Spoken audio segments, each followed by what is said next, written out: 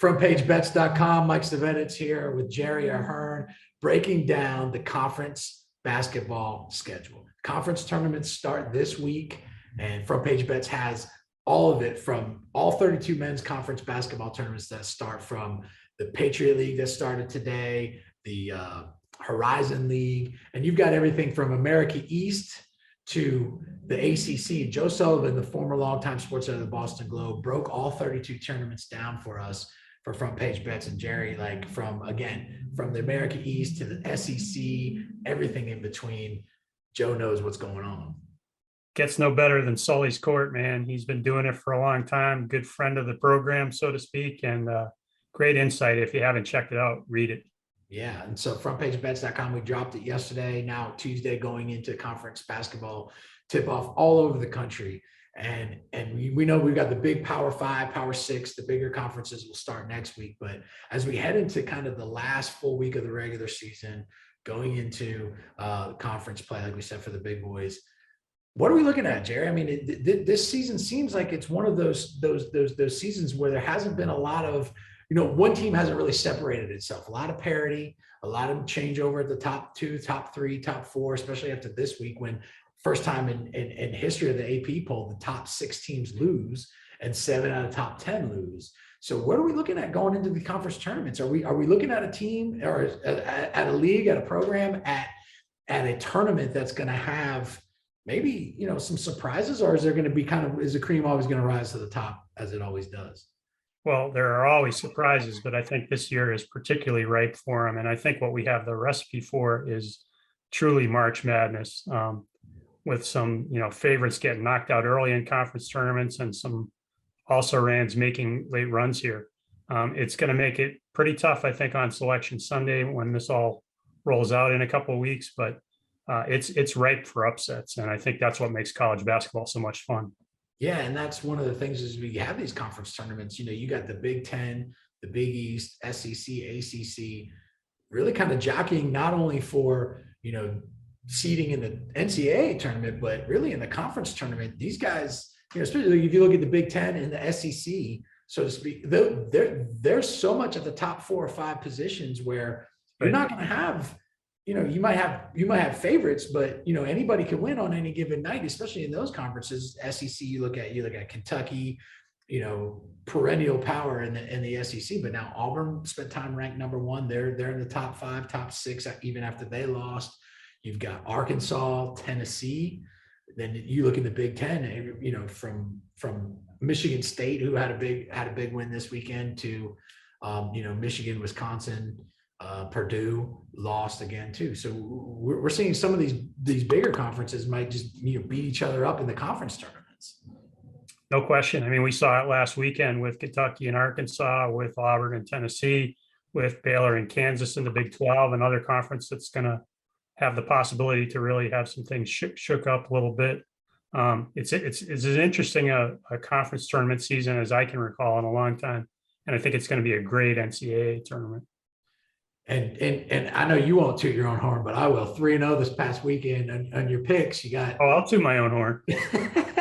you took the road dogs and some of those, and obviously the underdogs. And how do we go from a conference like the ACC, especially, who has 8, 9 teams sometimes get in the tournament now? They'd be lucky if they get 5 in. Is there a way where they don't get more than 5? And can you keep out 6, 7 other teams in the ACC, especially in a year where there's a lot of parity? What is that shaping up for some of these conferences that usually get as many as they want in, and now we can only see 5 teams from the ACC get in? I think that's what's going to make it so intriguing, Mike, is like it's going to be crazy the way this plays out. You look at a conference like the Big East too, with the favorite, Villanova, getting knocked off twice by my alma mater, Marquette, for example, which was expected to be about, I think, a 9th place team or a 7th place team. Right. It's crazy what's gone on. You look at teams like Seton Hall in that conference, who's a sneaky team with a great coach in Kevin Willard, who could cause some problems for folks. And like you said, in the SECs, in the ACCs, and the Big Tens, I don't think it's going to be very easy to handicap any of those conference tournaments because of just what we've seen over the last weekend. You know, you mentioned Michigan State's big win over Purdue, another team that could be, you know, in the hunt for a top seed, depending on how the Big Ten plays out.